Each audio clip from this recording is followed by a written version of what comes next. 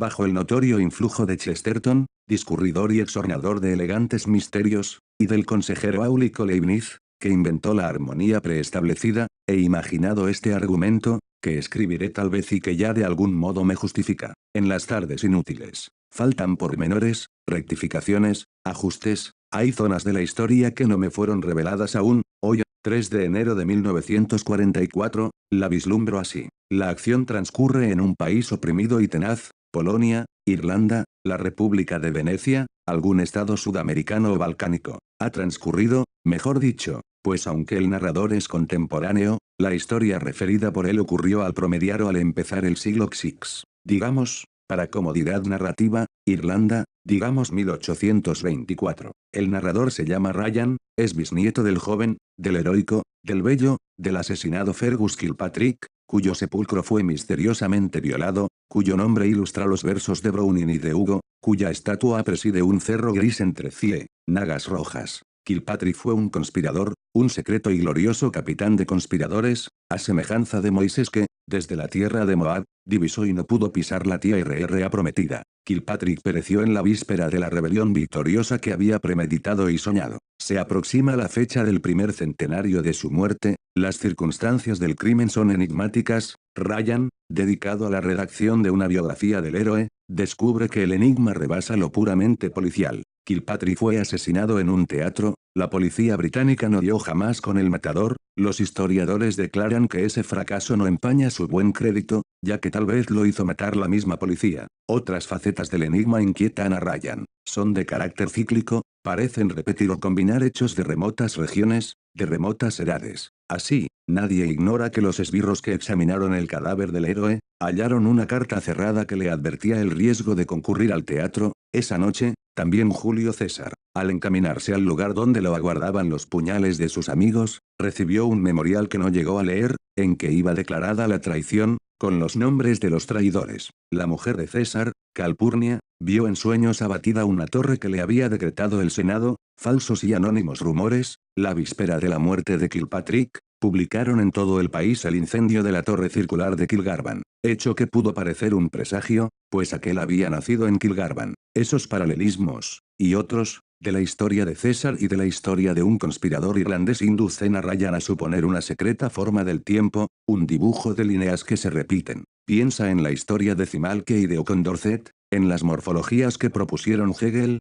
Spengler y Vico, en los hombres de Hesíodo, que degeneran desde el oro hasta el YRRO. Piensa en la transmigración de las almas, doctrina que da horror a las letras célticas y que el propio César atribuyó a los druidas británicos. Piensa que antes de ser Fergus Kilpatrick fue Julio César. De esos laberintos circulares lo salva una curiosa comprobación, una comprobación que luego lo abisma en otros laberintos más inextricables y heterogéneos, ciertas palabras de un mendigo que conversó con Fergus Kilpatrick el día de su muerte, fueron prefiguradas por Shakespeare, en la tragedia de Macbeth. Que la historia hubiera copiado a la historia ya era suficientemente pasmoso, que la historia copia a la literatura es inconcebible. Ryan indaga que en 1814, James Alexander Nolan, el más antiguo de los compañeros del héroe, había traducido al gaélico los principales dramas de Shakespeare, entre ellos, Julio César. También descubre en los archivos un artículo manuscrito de Nolan sobre los Festspiele de Suiza, vastas y errantes representaciones teatrales, que requieren miles de actores y que reiteran episodios históricos en las más ciudades y montañas donde ocurrieron. Otro documento inédito le revela que, pocos días antes del fin, Kilpatrick, presidiendo el último conclave, había firmado la sentencia de muerte de un traidor, cuyo nombre ha sido borrado. Esta sentencia no condice con los piadosos hábitos de Kilpatrick. Ryan investiga el asunto, esa investigación es uno de los yatos del argumento, y logra descifrar el enigma. Kilpatrick fue ultimado en un teatro, pero de teatro hizo también la entera ciudad, y los actores fueron legión, y el drama coronado por su muerte abarcó muchos días y muchas noches. He aquí lo acontecido, el 2 de agosto de 1824 se reunieron los conspiradores. El país estaba maduro para la rebelión, algo, sin embargo, fallaba siempre, algún traidor había en el conclave. Fergus Kilpatrick había encomendado a James Nolan el descubrimiento de ese traidor. Nolan ejecutó su tarea, anunció en pleno conclave que el traidor era el mismo Kilpatrick.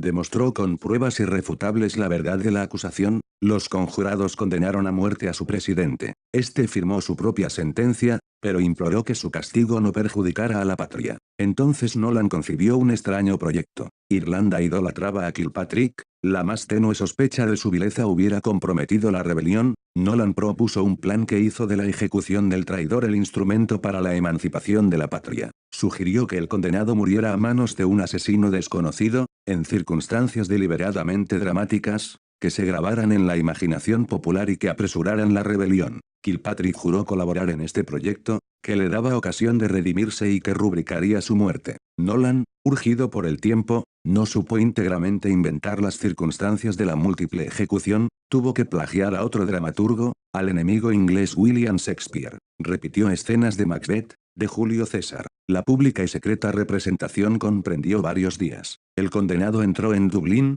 discutió, obró, rezó, reprobó, pronunció palabras patéticas, y cada uno de esos actos que reflejaría la gloria, había sido prefijado por Nolan. Centenares de actores colaboraron con el protagonista, el rol de algunos fue complejo, el de otros, momentáneo. Las cosas que dijeron e hicieron perduran en los libros históricos, en la memoria apasionada de Irlanda. Kilpatrick, arrebatado por ese minucioso destino que lo redimía y que lo perdía, más de una vez enriqueció con actos y palabras improvisadas el texto de su juez. Así fue desplegándose en el tiempo el populoso drama, hasta que el 6 de agosto de 1824, en un palco de funerarias cortinas que prefiguraba el de Lincoln, un balazo anhelado entró en el pecho del traidor y del héroe, que apenas pudo articular, entre dos efusiones de brusca sangre, algunas palabras previstas. En la obra de Nolan, los pasajes imitados de Shakespeare son los menos dramáticos. Ryan sospecha que el autor los intercaló para que una persona, en el porvenir, diera con la verdad.